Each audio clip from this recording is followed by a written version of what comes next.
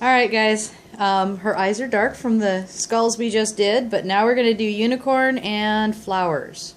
So we'll start over on this cheek. And I have loaded a white square, or bright brush.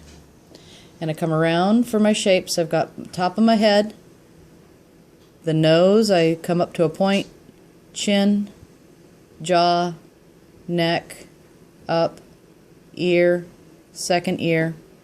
Then I fill it in. Next is the horn, somewhere around the ear. She had a fine point loaded with Gold. with gold Or yellow. Or yellow. And this is a fine point loaded with teal for the eye. Fill in the ear. Next I'm going to go and get the hair color. You know, whatever color hair they want. In our case, we're going to do a pink and purple. So I start with the lighter color first. And I'm loading a round brush in the pink by rolling it. Then using the tip, I come back, do some bangs, do the mane itself, following the neck. Next I load it with a little bit of purple.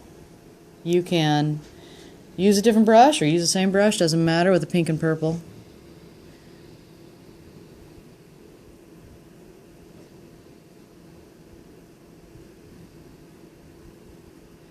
Kind of little swoops there. And then I get a hold of my black T brush, ultrafine brush, and drop in the eyelashes. I start with the tear duct, pull it over. Heavier on the top, smaller at the ends. 3 little. Then I come back in for the pupil, leaving a little dot there. I got the ear, 3 lashes on this side, or 2, or whatever you can fit. I outline the horn. Got a couple curls. Come back for the nose. You got your bump. Come down. Get your smile and your chin. The other side of the nose. And then however you want to do the hair. No real specifics for that.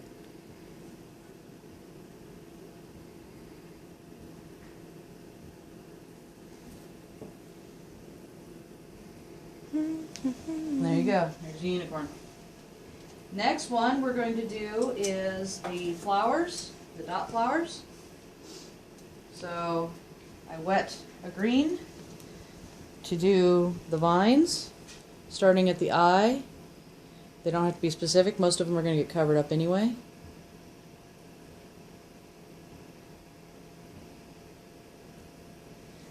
I don't take too long with that. I just want to have some green poke out every now and then. Grab a round,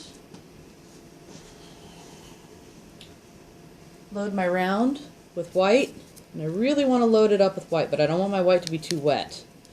I do want it to fill the bristles, but I don't want it to be too wet, so I kind of go and load it all the way, and I turn it when I load, get it really in there. The better the load is, the more flowers you can do, and then I grab just the tip of color. It looks orange. Yeah, but in my case I'm using a red so I can get a pink flower. And then you set your tip and push. Pretty easy. And you're just pushing down. And move, push, push, push. I usually do 5 petals.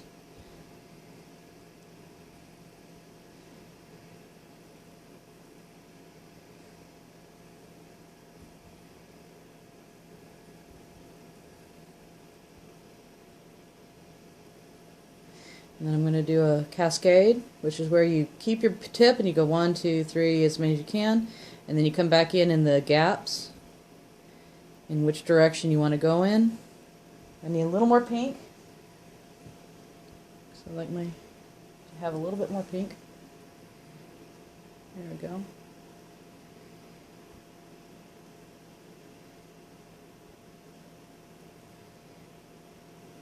And I just cascade it down till I'm happy. and then put another one in wherever I think it needs it and call it good.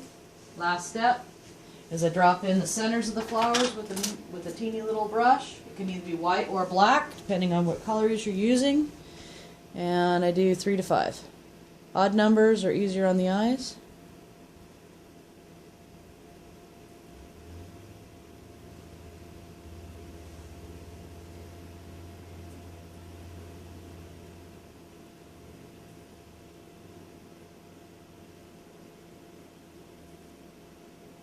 And you can go crazy with this. You could do a series of dots all over the place in white. You could do extra swirls, whatever. Whatever you have time for. That's it. Flowers are done.